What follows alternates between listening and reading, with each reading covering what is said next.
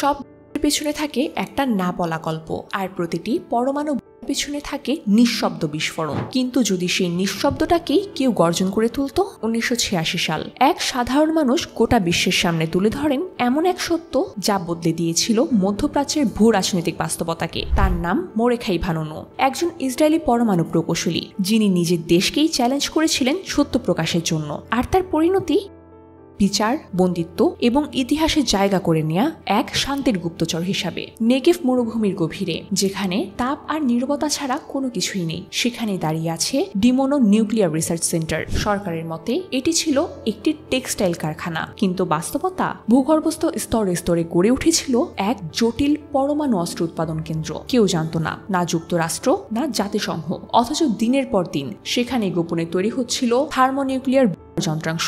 মোরেখাই ভাননু, সাধারণ উচ্চতা, সাধারণ মুখায়ব, একটু টাক পড়া, খুব সাধারণ পোশাক। তাকে দেখে কেউ কল্পনাও করতে পারবে না তিনি এমন কিছু জানেন যা বদলে দিতে পারে একটি রাষ্ট্রের সামরিক সমীকরণ। ডিমোনা ছেড়ে যাওয়ার আগেই তিনি তুলে নেন কিছু গোপন ছবি, প্লুটোনিয়াম নিষ্কাশন, রিঅ্যাক্টর রুম, এমনকি সম্ভাব্য মডেলের কিছু ছবি। তার বিবেক বলেছিল, সত্য না বললে ভবিষ্যতের জন্য আমিই দায়ী হব। এরপর তার অস্ট্রেলিয়ার সিডনিতে এক সাংবাদিকের সঙ্গে দেখা হওয়া, লন্ডনে আসা এবং ব্রিটিশ পত্রিকা দ্য সানডে টাইমসের সেই ঐতিহাসিক প্রতিবেদন relieved the secrets of Israel nuclear Arsenal.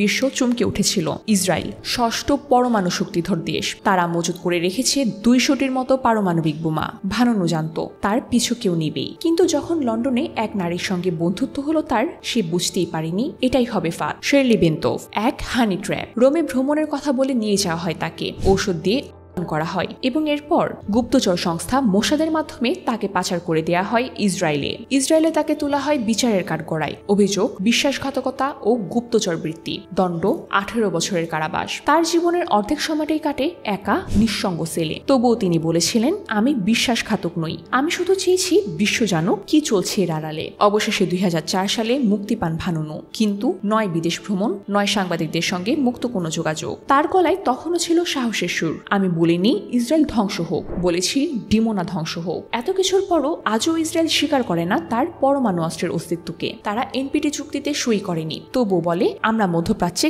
কখনোই প্রথম পারমাণবিক প্রয়োগকারী দেশ হয়ে উঠব না। তবে তাও প্রশ্ন থেকে যায়, তাহলে এই নীরব অস্ত্রের মজুতটা কিসের জন্য? শুধুই কি শত্রুকে ভয় দেখাতে, না নিজেদের দায় লুকাতে? মোরেখাই ভাননু ছিলেন না একজন স্পাই, ছিলেন না কোনো রাষ্ট্রদ্রোহী। তিনি ছিলেন একজন বিবেকবান মানুষ, যিনি বিশ্বাস করতেন সত্য ধ্বংস করে কখনো জাতিকে নিরাপদে রাখা যায় না। তার দেয়া তথ্য আজও বাতাসে ভেসে বেড়ায়, নেগেভ মরুভূমির ধুলায় গুঞ্জন তুলে এবং প্রশ্ন করে আমরা আসলে কতটুকু জানি, আর কে আমাদেরকে এসব কিছু জানাতে সাহস দেখাবে?